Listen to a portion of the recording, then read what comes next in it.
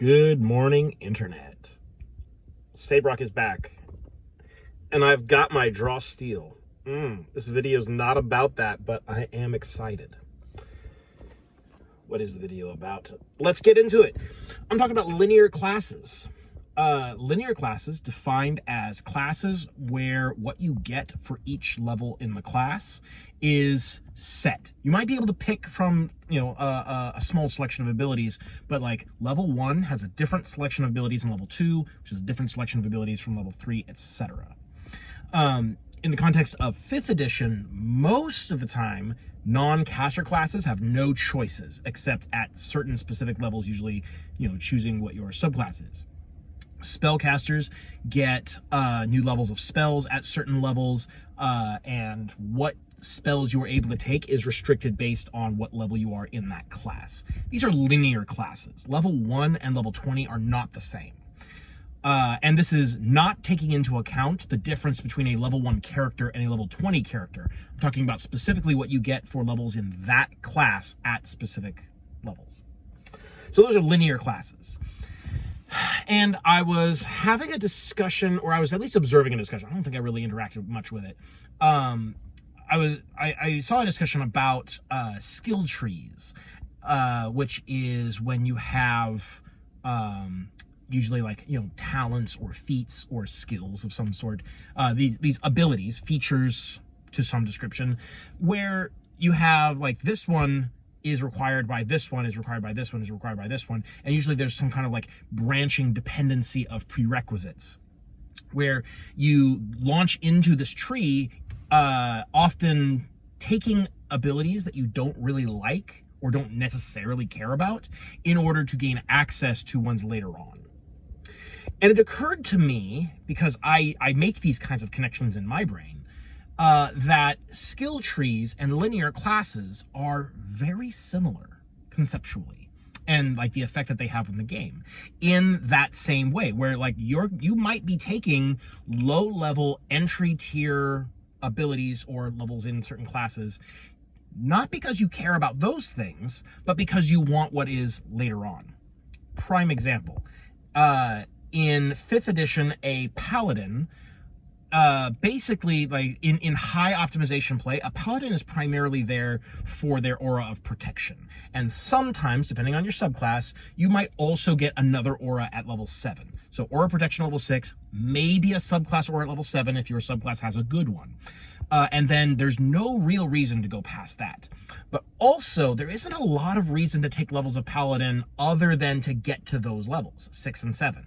Those are the prime levels. Those are the levels where being a Paladin really pays off, in that you can protect your party, you can basically correct for the wonky saving throw math in 5th edition by giving everyone in your party a +5 to their saves. That's what Paladins do. After that, there isn't really a lot of reason to take other levels. But so like levels 1, 2, 3, level 4 is mostly the same for everyone. Level 5 gives you a fake feature. And like these levels aren't really all that exciting or meaningful to high level play, but they are required in order to get to what you actually want. And so if you are doing this, those are considered like sacrifices, basically. Another thing is like if you want to multi-class dip into Warlock for Eldritch Blast and Agonizing Blast, you have to take 2 levels to get to that. That level 1 gives you Eldritch Blast, but Eldritch Blast isn't superb on its own. It's fine, don't get me wrong, it's okay. But you need Agonizing Blast in order to really juice it up and make it worthwhile. Make it worth the level dip just to get. And you have to take 2 levels to get that. This is very much like in the days of 3rd edition, where you might take a feat that you don't care about, you don't plan on using. Power Attack, for example. How often do you actually use Power Attack? You probably shouldn't be using it that often. In order to get Cleave. Do you want Cleave? Like, there's no drawback to Cleave, but you're probably not going to be using Cleave a lot. Then you need Great Cleave. Great Cleave, even less likely to come up than regular Cleave. But you need Great Cleave to get Whirlwind Attack, and Whirlwind Attack is the one you want, because that allows you to attack everyone around you, and that can combo with certain other abilities that allow you to really outperform the expected power output of these feats. So like a typical melee fighter build would often have that line of feats specifically just to take Whirlwind Attack. You're taking 3 other feats that you don't care about just to get power attack. And it occurs to me that this leads to a kind of frustration for players, and it always did for me.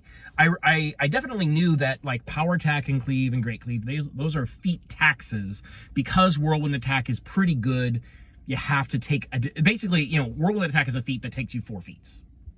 Like that's just how it goes. And I realized that in a game like Blades in the Dark, for example, and I've been bringing up Blades in the Dark a lot lately, but it's such a good game. They have upgrades that take more than 1 upgrade slot to gain. Now, usually when you get upgrades for a crew, it is, you get 2 at a time. So some of them do indeed take up 2. One of them takes up 4. So in order to unlock the 4th dot in all your skills, you have to get the mastery upgrade for your crew, and that takes 4 upgrades, which means 2 level ups. But they're very upfront about that. It's not like you have to take this one thing that you don't care about in order to get this because it's so good. No, it's so good, so just do 2 level ups on that. And I find that more honest. I find it very, like, the fact that it is upfront about it, and frankly, because you're getting 2 upgrades at a time, you could put 1 into that and 1 into something else, and then 1 into that and 1 into something else. You could, like, slowly unlock it over time if you prefer to do so. But I like the honesty. The upfrontness about like, this is a very powerful ability. It takes more than 1 level up to gain. So that's how it is up front. And not this sort of like, oh, well, you can take these low level things that are bad to get these higher level things that are good.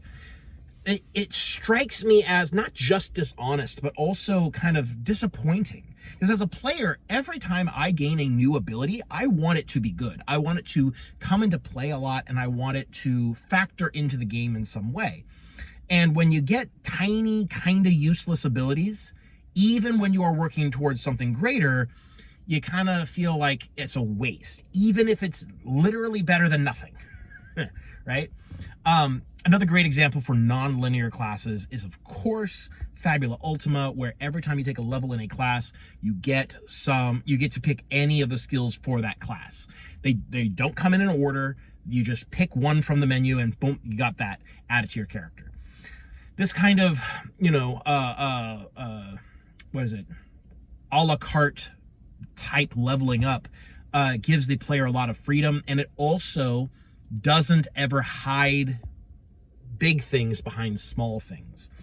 The one possible exception to that, of course, is heroic skills, which require you to have mastered a class before you can get them.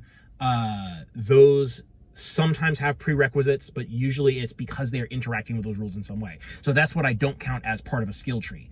There's, like, for example, having prerequisites does not make it a skill tree. A skill tree is definitely like one feature that requires another feature, that requires another feature. I'd say like you have to go at least 3 levels down, or have every one of those be a direct upgrade to the one before it. Though that I would not consider a skill tree, that's specialization.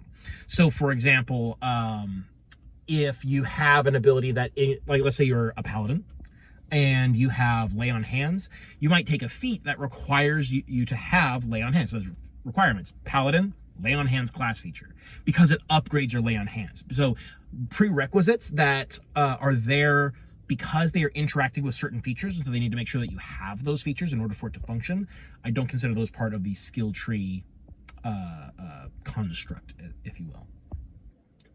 So, this is a thing in character generation / character building that I don't really like. I don't like linear classes to begin with. I think that there isn't really a lot of compelling reasons to use linear class structures. Non-linear classes are fine. I like non-linear classes.